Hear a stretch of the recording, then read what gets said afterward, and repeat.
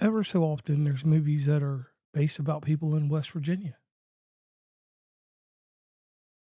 And every now and then we'll talk about it. What's going on, everybody? This is your boy King Jerm, one half of Pod and Saved Our Marriage. Each and every Friday, Queen Jerm and myself drop an episode to show the people how Pod and Saved Our Marriage. Now, we're not like most married couples. Most of the time we disagree, but that's the beauty of the show. So, when you get through listening to Sparrows on the Review, come give us a listen. Each and every Friday on any DSP, go look for Pod and Saved Our Marriage. Howdy, everybody. I'm JR. And I'm Stacey. And today's movie is Kristy. It's a movie based off of professional boxer Christy Martin, all the way from Mullins, West Virginia, which we'll just call Beckley for the people that don't know where that's at. And it stars a controversial actress named Sydney Sweeney. And before we go into anything crazy or anything like that, the first thing I want to get out here is that I have never seen Euphoria, so I can't tell you anything about Euphoria. I know nothing about that. So that has no influence on me watching her in the movie.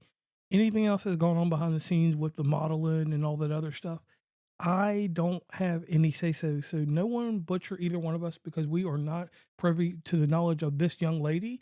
She was just in this movie we watched. I mean, in my opinion, I'm watching a movie. I'm not watching somebody else's life. So just don't bring any type of politics into it. And I agree with that. Now, this movie is about America's best-known female boxer from the 90s. So let's start out by saying I am not a boxer. Like, I don't watch boxing or anything like that. It's never really anything that caught my attention. So I knew nothing about this movie and that she was from West Virginia until we started watching it. I feel like you knew a lot about her already, right? Oh, yes. I knew quite a bit. I had followed her career. When she came into boxing when I was a kid, and it's not being African American, so let me throw that out the way because I know some people always think that just, we watch boxing and basketball. But we do watch that. We do watch those. But here's the deal. She was a phenomenon. Like, she was out there doing it. It was her. And then in softball, when the lady's name was Lisa Fernandez or Hernandez. Lisa Fernandez, I think. These two ladies at the same time were propelling women's sports. So I had no issue or no reason not to know who she was because I grew up with a lot of females, obviously, and they were playing sports. And we actually had girls boxing when I was a kid. Right. And I mean, you spent quite a bit of time in southern West Virginia, the Virginia area when you were growing up too. Right, in Beckley. Yeah. So, and you have a very good memory. So, during this time, she was probably, still boxing when you were growing up. Oh, and yeah. that was something that your family watched and paid attention to. So I could 100% see you knowing about her. Yeah. And I want to say, in this movie, I understand that this was one of this year's biggest bomb movies. This movie fell behind politics and all that stuff. So I'm not going to get into that. But here's the thing: the heart of the story, just like with that one we watched with The Rock in it. I kind of like these little grabby, we're fighting movies, but we're not going to be too destructive with the fighting. I mean, they get knocked out. People get knocked the fuck out. Like, I'm not like, we seen a dude, she got mad and knocked him out. And we seen further violence in the movie later that we'll talk about. So now I have a question before we get started too much. So knowing the events of her life already, how well do you think they did portraying that in the film? They did a very good job in portraying her life, and they added in a little fiction to make it, you have to do that for a movie. The later part of her life, I really like how they detailed it pretty fast but quick. Yeah. And I mean, they did really fast. It was fast but quick. Quick and fast, man. It's been a long day, y'all. I've been staring at a computer screen. Now, the only thing that I think that we got a little hardship in this movie, I wanted a little bit more time in West Virginia. Yeah. I needed a darker story about the mother. The mother had a deep-rooted jealousy and hatred of her daughter. She was very homophobic. Right. And that's one. So, I mean, think about it from her point of view.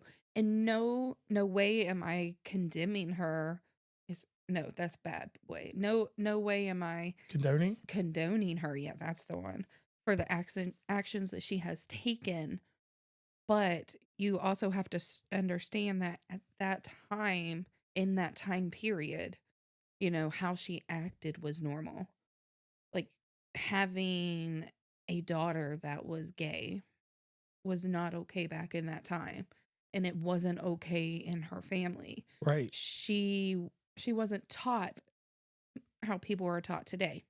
Right. You make your own choices and what's best for you, and you have to remember this was back then.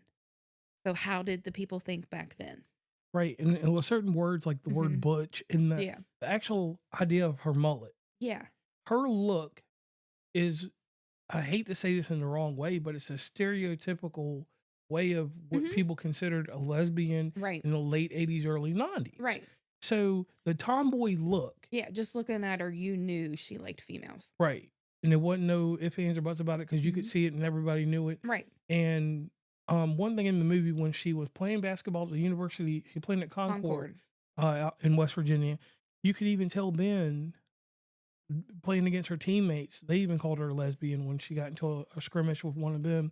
And then next thing you know, this boxing career starts. She meets a promoter, Mhm. and the promoter brings her down to Bristol.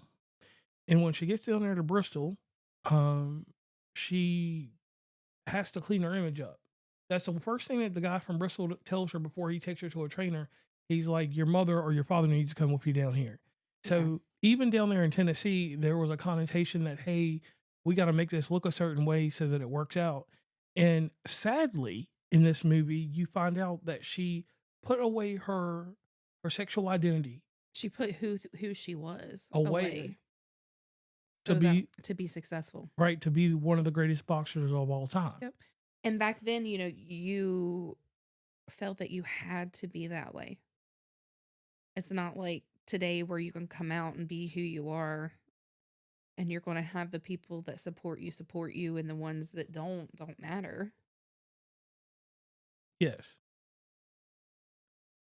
And it just, a crazy thing happens. And throughout her career, she has a strong career. Mhm. And that's noted in the film if you all decide to watch this, and I hope you do. I'm going to actually persuade you to actually watch this because it's something that might work out very well for you. So here we go with the one thing. She has an interaction with Don King, and if you're not familiar Mhm. with Don King, please familiarize yourself with him before you watch this movie, because when you do that and you know that he was a Mhm. prime promoter, the promoter of Mike Tyson, he was the prime promoter of boxing literally from the 70s until mid 2000s. Mhm. Like I knew that the name meant something. I just, like I said, I didn't know who he was. And you caught me up on it. Like we paused it and you kind of explained who he was and why he was so important.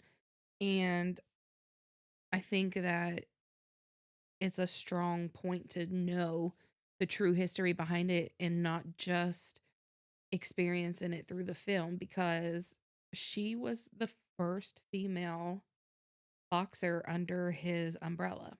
Right. And she was on the undercard of a Mike Tyson fight. Mhm. One of the ones, I don't know if it was the one where he bit Evander Holyfield. Mhm. It was the Mike Tyson versus Evander Holyfield fight. I'll have to go back and look at that later just for knowledge sake. But she was on the undercard of a Mike Tyson fight. And to be on that, you have to be doing something good. Because they're not going to, back then, they, on pay per view, spending $50 back in that time, Mhm. or even $100, depending on what we spent on it back Yeah. then. They didn't just put anybody on there like you do see now on TV. Right. You had to have some chops. So definitely shout out to her on that one. Also another accolade, the first female boxer on the cover of Sports Illustrated. Now, getting deeper into the 2000s, by the time her career was towards the end, one thing I will say, I honestly will say, as far as her career, she got to a point where she turned into Brett Favre. Okay. And if you don't know that analogy, then I'll say it like this. Sometimes you can walk away and still be great, like a Eli Manning. I'm not going to even say Peyton did that. Eli did it. Peyton had to go to another team and get a Super Bowl. But anyway, or you can be like a Tom Brady and walk away still on top, decent, whatever. Not like Phillip Rivers. But the thing here is, she waited too long in her career. In 2003, she took on Laila Ali, the daughter of Muhammad Ali, and she fought weight classes way too high. And in between her training with her husband, she got a dependency on cocaine. And Mhm. being rich, and cocaine is a rich person's drug. Right. And I mean, obviously signing under Don King, you know that she was making good money. Right. It didn't show all of that. And that was something I was kind of looking back on. I remember watching this movie, and I will admit I got lost and confused within the movie.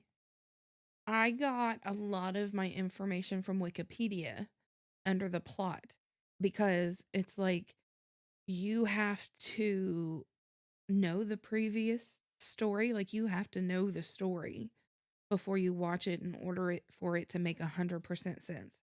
Because I feel like they left a little bit out. They left, I feel like the sexual nature of the two of them when they got married. Yeah. Her and James. I feel like, I'm not saying that I wanted to see more on the screen, but I feel like there should have been more between them at home. Right. Like, show me who got who on the drugs. Like, show me the how that got, dysfunction. Yeah. how that got started. Show me how he became controlling. Like, when did she first notice it? And show me those points in the movie, and not just, oh, hey, here, by this point right here, they're already knee deep in him abusing her and them doing drugs together. Okay. And I can run with that. I really Yeah. appreciate that. I think what killed this movie was the time jump. Mm-hmm. The time jump pretty much destroyed it. And when it destroyed it, it was like, I get what you're saying, because like that's what happened to me after her boxing career went to the middle. This is what messed it up for me in this movie. You know, her boxing career, we got her going good for a minute, and then her career kind of stalls, and then the next thing you know, she's fighting Laila Ali for no reason. Right. Because like It jumped from 97 to 2003 right, really 'cause quick. I felt like, oh, she was meeting with Don King, and then all of a sudden she was fighting Laila Ali. And it's like, well, I know that she wasn't going to jump in with a fight with Laila Ali for her first match. Right. So how did this kind of get built up? Where is her success shining? Like, I got a lot of information, but I also felt like I had to read a lot of information. Yeah, and that was the thing for me. And it's like, when we did her career, we didn't get to see the 2 losses she took Right. initially. Right. And I mean, I was fine with that because those were her beginning ones. And that kind of like threw me for a loop, because it was like we heard about her record, and when you hear her record, missing those losses are what kind of threw me for a loop, because you know, let's go to her record. Her record, she had 7 losses, right? And her 7 losses, I had no problem with her having those 7 losses, but I wanted to know about more than just a Laila Ali loss, because that's all I felt we got, and it took away from what I wanted, you know, what I was trying to do myself. I wanted to see more of these losses, because when you go in here and you look at the losses, Mhm. um, And I mean, don't get us wrong, because it was a good movie. Like, it overall was a good movie, and I learned a lot of information. And maybe that's why they did it. They wanted us to kind of fill in the blanks the best that we could with the information provided. I don't know.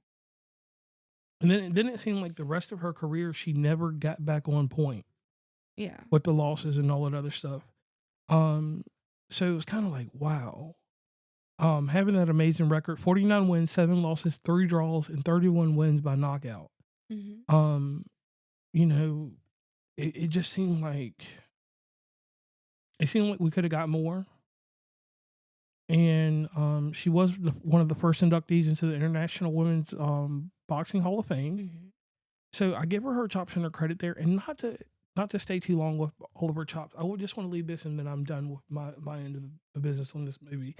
Um, if you take a chance in watching this movie, you're going to see the coal miner's daughter of boxing. Mm-hmm. You will see a side of this actress that I've not seen before.